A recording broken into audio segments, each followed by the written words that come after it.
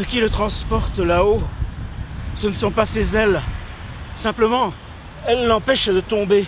Et tout l'art du constructeur est de trouver un profil qui les oblige à nuire aussi peu que possible à l'avancement. C'est l'âme.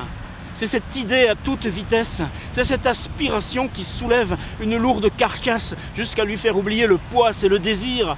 Ce n'est pas la flèche qu'on décoche, c'est l'arrachement de l'homme à la matière, c'est la volonté qui a abouti, c'est l'intelligence en un long assemblement de moyens qui tout à coup a réussi l'éclair. Contact, allume, c'est le cœur avec violence qui triomphe de la destinée, c'est l'homme dans une espèce de déchaînement intérieur qui a réussi à s'emporter lui-même, irrésistible, il a enfourché l'étoile, cette étoile multiple dessinée à chaque page du présent livre. J'ai longuement contemplé sur son bâti cet engin de vive force qui, du fait de sa multiple explosion, se crée à lui tout seul une assiette et un mouvement rectiligne à travers le caprice et le tourbillon de l'élément.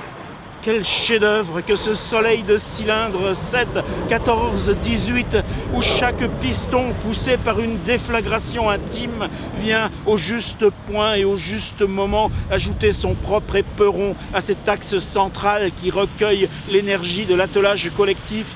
Tout cela travaille ensemble dans une harmonie qui va au-delà de la perception humaine. C'est à la fois de la musique et de la bijouterie, de la musique au millième d'intervalle et de l'horlogerie au 10 millième de millimètre. Et je songe aux opérations sans nombre, aux essais chimiques dans le champ infini du métal, aux dépenses inouïes de labeur, d'ingéniosité, de patience, de parti pris inlassable en même temps que de fantaisie insolente qu'il a fallu pour créer tel alliage, tel produit insouciant de l'usure et de la rouille.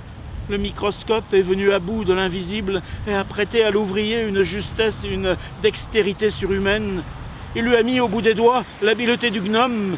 Il a fallu combiner toutes sortes de machines appropriées d'une complication et d'une délicatesse elle-même presque féerique pour aboutir à ce pentacle rayonnant de mesures exactes et de forces entrecroisées. Il a fallu le génie associé de tout un peuple de savants et de praticiens pour lancer dans le vide cet ange vertigineux en qui se résume toute l'audace et toute la connaissance de l'homme. Et je n'ai pas parlé de l'hélice, cette merveille à la fois tranchante et courbe, ce vortex au pas variable attaquant le fluide par les angles et moyens multipliés de la spirale et gravissant comme à coups de dents, dévorant dans l'ouragan de ses pales tous les échelons de l'éther.